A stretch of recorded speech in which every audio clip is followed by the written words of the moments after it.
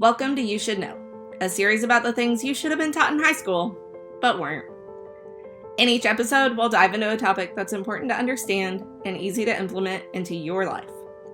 We'll talk to experts, break down complex ideas, and give you the information that you need to make informed decisions. So whether you're looking to learn something new or just want to stay up to date on the latest news, You Should Know is the place for you. So give us a thumbs up, leave a comment, and let's get started.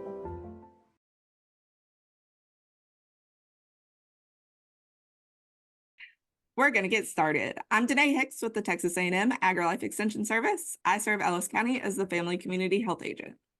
I asked our guest to come on today to talk about emergency preparedness when it comes to your pets. So I'm going to let her introduce herself, and then we're going to jump right into questions. Hi, my name is Cathy Lee, and I'm the Animal Services Manager for the City of Waxahachie. My job here is to ensure the safety of pets and people in the City of Waxahachie. Perfect. So you are definitely a pro when it comes to emergency preparedness and sharing this with people. Our first question is, what are some key considerations that pet owners are going to want to keep in mind when it comes to emergency preparedness in the wintertime? So in the wintertime, it's important to understand that your pets are just like people. They are your family members. You should care about them. They're like children at this point. Just because they have fur doesn't mean that they're always warm. So it's important to have like blankets, insulated jackets. They're very affordable at, Ross, TJ Maxx, Marshalls. And it's important for you to always have food.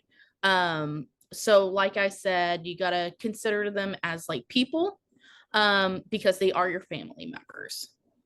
Yeah, I know my fur children spend more time inside than outside for sure, especially during the winter. Oh yeah, definitely. So you already mentioned having food on hand. What considerations can someone take if they have maybe like they have a husky or something that really prefers to be outside? Maybe inside is kind of toasty and they would rather be outside. What are some procedures that they can kind of take into account to make sure that those dogs have access to food and water when it is chilly? So when it's chilly, it's important for them to be able to come inside to eat food and have water. With huskies, they are escape artists. So it's important for you to keep your eye on them at all times. But when it comes to food and water, definitely bring them inside.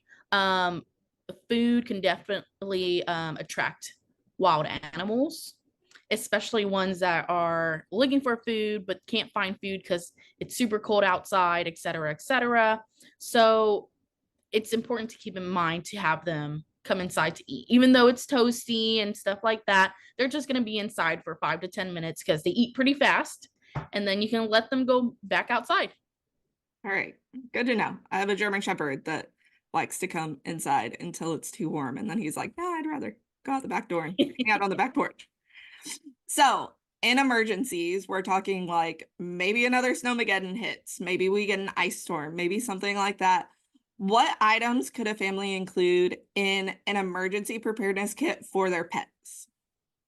So definitely the first thing is having food and water. When I had gotten into the frozen weather last year, it was important for me to have 2 gallons of water. It just really depends on how long it's predicted for the freeze to happen. I had 2 gallons of water because I have a Frenchie, very small. But if it's like, let's say longer than 2 weeks, I know it might not happen, but just in case it does happen, it's important to, let's say, 1 gallon every 3 days, just depending on the size of your dog. Usually you can tell how much water they drink.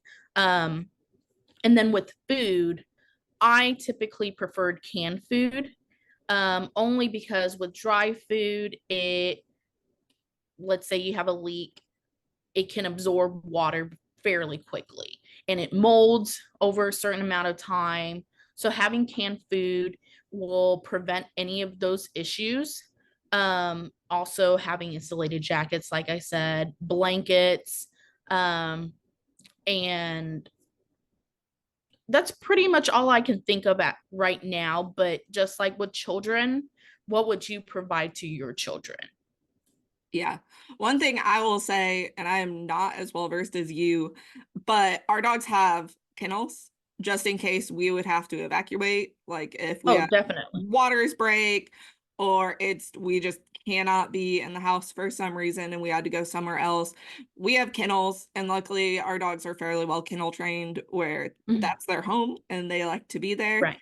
So that might be something that the viewers can kind of consider, even just starting, is getting their dogs or cats even just Hmm. familiar with being in a crate, being in a kennel, because at some point, I mean, if you have to evacuate and go to a hotel, they may have to hang out in a kennel, and it's not pleasant for you, it's not pleasant for them, it's not Hmm. pleasant for anyone next to you if they are sitting there whining and sad because they want out of the kennel. Right. Another thing, since you mentioned, evacuating, definitely bring a muzzle. Just in case if your pet is reactive towards other pets or strangers, any, but just in case, it's important to bring a muzzle as well. Yeah. And sometimes you have people that are like, oh, dog. And they'll come up Right. and approach and not even, I mean, if we're in an emergency situation, we're not thinking clearly anyway. So, hey, dog, that used to be a comfort when I was a kid. I'm going to go pet it and get some serotonin or whatever to make me Hmm. feel a little better. And then all of a sudden, you kind of have that like disaster within a disaster effect where it's like, Hmm. oh, we're in the middle of an ice storm and my dog just bit someone. Right. And that would be a big disaster at that point. It's not something you want to deal with for sure. Mm-mm. So, what role does communication play in emergency preparedness for pets? And so that could be like communication within your family or maybe even communication like within the community. So with communication, it's one of the important components where you would get relayed information about the weather. Um, so different dog breeds, they can withstand different temperatures. Like huskies, they can withstand very low temperatures, while let's just say my Frenchie cannot. So that information is really important. Also, when it comes to communication within the community, let's just say people don't have enough food. Another resident or a citizen of the community can be like, hey, I have food. Let me share. And, just that kind of communication. With family, there could be a chance if you lose power or anything like that, you guys can gather around. And that way you guys can communicate, hey, my dog is reactive towards other dogs. We need to find a game plan on where we're going to put them, let's just say upstairs and etc. So communication super important in situations like this. Yeah, this all seems to mirror very well with our kind of family emergency preparedness that we did before, that it's just kind of having a plan in place ahead of time so that whenever that situation occurs, you're not like, I have a reactive dog. We have to find somewhere to put that. I haven't gotten dog food and we have like 2 days left of dog food. Like Mm-hmm. coming up with that plan ahead of time and kind of having a game plan, hoping that we never have to use it. But then just in Mm-hmm. case if we do, we all know what's going on. Right. Yeah. So, what hope do you have for our viewers or our listeners that they take home from this? What is one thing that if you could like tell the world that you want them to like go home and do right now? So, my biggest thing is that, your pet isn't just a pet. Treat them like an important family member, like you wouldn't do that to your child. For me, my Frenchie is all I have.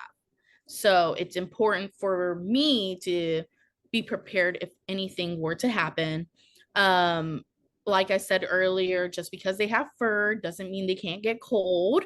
Um, and in their perspective, you are the important thing in their lives. So they look up to you and they are dedicated to you. And you should show the same respect that they give you by showing them that you care and prepare yourself and your pet in case of an emergency. Yeah. So I have a really exciting announcement, which I usually don't do at the end of these, but we're going to have a bit.ly link to an emergency preparedness guide for pets. For Oh, all the awesome. viewers, it's going to pop up. It'll be down in the description, and they'll be able to go on. They can either screenshot it to their phone so they can have it, or they can print it off. It has all the steps to help you prepare and get ready. And then one thing I want to add is if you have to evacuate, make sure that you know some hotels that are dog friendly, because not all hotels are dog friendly. Mm-hmm. And some of them are like, yeah, we're dog friendly up to 10 pounds. My Mm-hmm. 75-pound German Shepherd will not fit in that 10-pound range, and there's no way Right. we could squeak that by. Mm-hmm. So that's another like extra step that I thought about when you were talking, and it slipped in my mind, but we're going to throw it in right now. So just wanted to drop that little bit of extra info and let people know to check down in the description for our emergency preparedness guide. Thank you for coming on today. All right. Bye. Bye. This has been You Should Know. Don't forget to leave us a thumbs up and a comment about what you learned today. We're so glad you stopped by. And as always, if you'd like to reach out to us, email us at youshouldknowwithdanae@gmail.com. We'll see you next time.